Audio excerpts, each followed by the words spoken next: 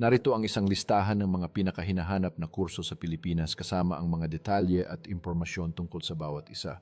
Unang kurso ay ang Digital Marketing kung saan natutunan ng mga estudyante ang mga estratehiya upang mapaunlad ang kanilang kakayahan sa online na negosyo.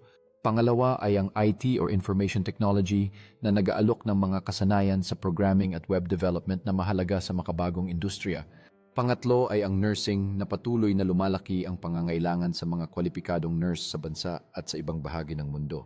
Pangapat ay ang Business Administration na naglalaan ng mga kaalaman sa pamamahala, marketing at entrepreneurship para sa mga nagnanais maging leader sa negosyo.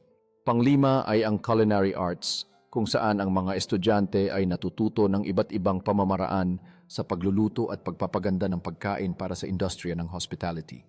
Panganim ay ang Civil Engineering na lumalakas ang pangangailangan sa mga inhinyero para sa mga proyektong infrastruktura at iba pang construction. Pangpito ay ang accounting na may malaking demand para sa mga eksperto sa pamamahala ng mga pinansyal at pagsisiyasat sa mga ulat.